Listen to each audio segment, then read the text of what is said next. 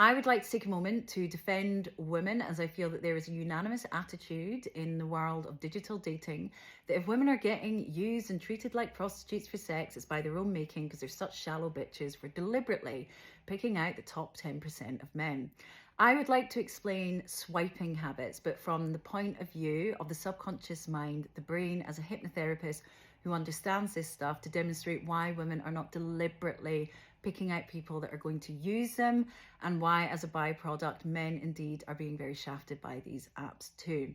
So we all know that apps are designed to be passive, that they have an algorithm that is bigger than us. But the issue is that when we're all passively swiping and half watching the telly, our brains go into a trance-like state, which means that the left prefrontal cortex, the conscious part of the mind that makes logical and rational assessments of situations and people, is gone. And because this is sex and dating that we're dealing with, we're now moving into a very animalistic, primitive part of the subconscious mind. What that means is that when the male primitive brain is passively swiping, a much more visual center is going to be highlighted. In other words, things like tits and teeth and nice smiles are going to pop out. Nothing wrong with that, but arguably it is going to make a man a lot more liberal in his swiping habits. Now, all of us, our primitive minds are designed by default to be negative, to seek out the worst case scenario to ensure our survival. And when the primitive female mind is swiping, because she is not as visual, it means that the negative part of that mind is going to be a lot stronger. And we all know that these apps have checklists. So religious, political beliefs, height. In other words, a lot more things are popping out there for that negative mind to clutch onto, unconsciously making a woman a lot less liberal in her swiping habits. And yes, the female primitive mind is going to be a lot more driven by status.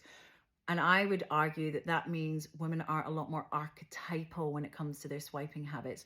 So, you know, the artist guitar archetype, the outdoor adventurous guy, the hippie archetype are going to pop out to that women more.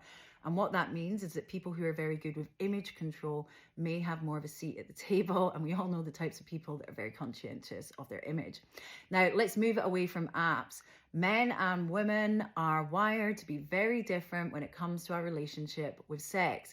In other words, if a man gets used for sex, whilst this may well be an unpleasant experience, I am afraid to say that it is not the same as when a woman gets used for sex, because women by default are not designed to be promiscuous, which means that some women do actually feel very distressed and violated after an experience like that.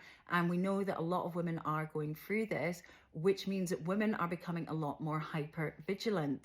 Now, hypervigilance is also a primitive stress response. In other words, that primitive negative brain is now on fucking steroids, and we're hearing things like, I don't swipe a guy because he says haha too much, which is absolutely fucking ridiculous.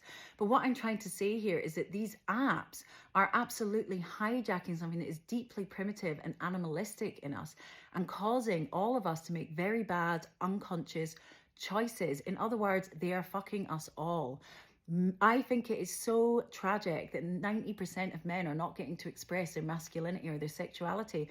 But I equally think it's tragic that women are being used and objectified and are going through a collective low-level trauma.